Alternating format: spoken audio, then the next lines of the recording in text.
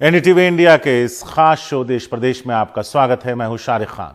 पूर्वोत्तर के 2 दिनों के दौरे में केंद्रीय गृह मंत्री अमित शाह ने लोअर असम में 2 रैलियां की। पहली एनडीएफबी के साथ हुए बोडोलैंड एकॉर्ड के 1 साल पूरे होने पर कोकराझार में, तो दूसरी नलबाड़ी में, जहां उन्होंने विधानसभा चुनाव से पहले पार्टी की कैंपेन की शुरुआत की। अमित शाह ने घुसपैठ मुक्त असम बनाने की बात की, लेकिन पीएम मोदी की तरह सीएए और एनआरसी का जिक्र तक नहीं किया।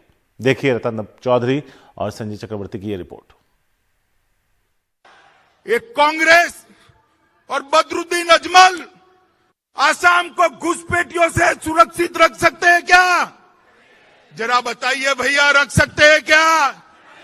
एक कांग्रेस और बदरुद्दीन अजमल की जोड़ी सारे दरवाजे खोल देगी और घुसपैठ को आसाम के अंदर सरल करके दी, क्योंकि उनकी वोट बैंक है, वोट बैंक। मैं आपको अपील करना हूं मित्रों कि एक और 5 साल भारतीय जनता पार्टी को दे दीजिए। हम आसाम को गोली मुक्त कराए, आसाम को आंदोलन मुक्त कराए हैं, हम आसाम को बाढ़ मुक्त भी कराने का काम ये भारतीय जनता पार्टी की सरकार करेगी। मित्रों, इस वादे के साथ अमित शाह ने असम में बीजेपी के चुनाव प्रचार की शुरुआत कर दी है, जो बस 3 महीने दूर है। लोअर असम के नलबाड़ी में बड़ी विजय संकल्प रैली हुई, जिसमें उन्होंने साफ कर दिया कि चुनाव प्रचार का फोकस क्या रहने वाला है।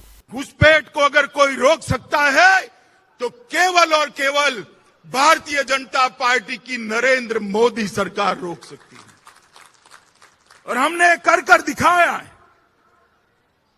धारा 370, 70 साल से कोई इसको छूने की हिम्मत नहीं करता था। श्री नरेंद्र मोदी सरकार ने 5 अगस्त 2019 को धारा 370 को समाप्त कर कश्मीर को हमेशा के लिए भारत के साथ जोड़ने का काम किया। 500 साल से प्रभु श्री राम का मंदिर बनाने के लिए देश भर से आवाज उठती रही, किसी की हिम्मत नहीं चली। आपने दूसरी बार प्रधानमंत्री जी को पूर्ण बहुमत दिया और आज प्रभु श्री राम का गगनचुंबी मंदिर बनने की शुरुआत हो चुकी है। मित्रों, गगनचुंबी मंदिर। भारत माता की जय! भारत माता की जय! जय श्री राम! जय श्री राम! जय श्री राम! भारत माता की जय! भारत माता की जय! असम में बीजेपी के कैंपेन से ये संकेत भी मिले कि इस बार वो हिंदुत्व का कार्ड भी खेलेंगे। इससे पहले शाह कोकराझार में भी एक बड़ी रैली में शरीक हुए, जो बोडोलैंड समझौते की सालगिरह पर आयोजित की गई थी। उन्होंने दावा किया कि बोडोलैंड काउंसिल के चुनाव में नए साथी यूपीपीएल के साथ बीजेपी की जीत आने वाले विधानसभा चुनाव का ट्रेलर है। बीजेपी का ये दावा है कि अजमल और कांग्रेस दोनों ही घुसपैठियों के मददगार हैं, मगर पहले प्रधानमंत्री मोदी और अब गृह मंत्री अमित शाह दोनों ने सीएए या फिर एनआरसी के मुद्दे पे कुछ भी नहीं बोला। वहीं इतवार को ऑल असम स्टूडेंट्स यूनियन ने पूरे असम में सीएए कानून की प्रतियां जलाई। बीजेपी ने 2014 और 2016 में किए गए चुनावी वादों को पूरा नहीं किया। यहां तक कि 2019 लोकसभा चुनाव में किए गए वादे भी अधूरे हैं। पीएम मोदी और उसके बाद शाह की रैली ने असम चुनाव में बीजेपी के एजेंडे को सेट कर दिया है। हालांकि वो विवादास्पद मुद्दों को तूल देने से बचते दिखे। संजय चक्रवर्ती के साथ रतनदीप चौधरी की रिपोर्ट, एनडीटीवी इंडिया के लिए।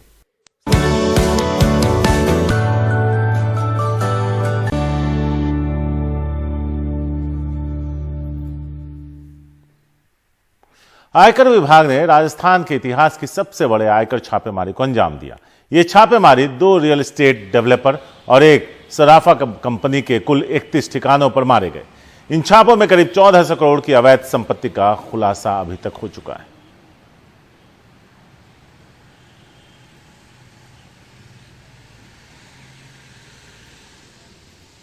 तो ये एंटीक चीजें जो उन्होंने प्रोक्योर की हैं, क्या उन्होंने नियमानुसार प्रोक्योर की हैं, और इसका स्रोत क्या है, किस सोर्स से उन्होंने ये एंटीक्स हासिल किए हैं, और सबसे बड़ी चीज कि जो एंटीक, जैसा कि न्यूज़पेपर रिपोर्टिंग में है कि इन्होंने काफी एंटीक को विदेशियों को, फॉरेनर्स को बेचा है। तो एंटीक के संबंध में जो कानून है उसमें इस तरीके के एंटीक्स को हिंदुस्तान से बेचने पे प्रतिबंध है, वो गैर कानूनी है। तो इस बारे में पुलिस के द्वारा भी जांच प्रारंभ की जा रही है। जोधपुर में पाकिस्तान के बॉर्डर से लगे इलाके में 5 दिन से इंडो फ्रेंच एयर एक्सरसाइज चल रही है। इस अभ्यास को आपको बता दें कि करने में काफी मेहनत लग रही है और भारत को फ्रांस में बने रफाल भी मिल चुके हैं। और रफाल के साथ युद्ध अभ्यास इस मायने में भी अहम है क्योंकि भारत के सामने पाकिस्तान और चीन की दोहरी चुनौती है। भारत और फ्रांस का संयुक्त अभ्यास डेजर्ट नाइट 21 भारतीय वायुसेना के लिए अहम माना जा रहा है, खासकर इसलिए क्योंकि हाल ही में खरीदे राफेल विमान को लेकर ये अभ्यास हो रहा है। फ्रांस कई सालों से राफेल लड़ाकू विमान उड़ा रहा है। विमान को उन्होंने सीरिया, लिबिया और मिस्र में इस्तेमाल किया है और भारत चाहता है इस अनुभव का लाभ भारतीय वायुसेना के पायलट्स को भी मिले।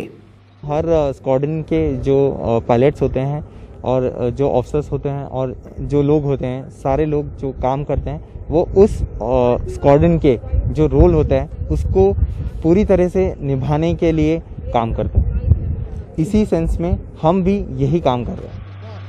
अभियान डेजर्ट नाइट से भारतीय वायुसेना हवा में ईंधन भरने वाले जहाज भी खरीद सकता है जिनकी भारतीय वायुसेना को जरूरत है। फ्रांस के एक ऐसे जहाज एयर रिफ्यूलर को लेकर भी यहाँ अभ्यास चल रहा है। We are looking for refuelers. As you are aware, the last RFP was withdrawn after having gone through the process, and we would be following up on that. ये भारतीय वायुसेना की सबसे बेहतरीन फाइटर जेट है राफेल, जो आप मेरे पीछे देख रहे हैं।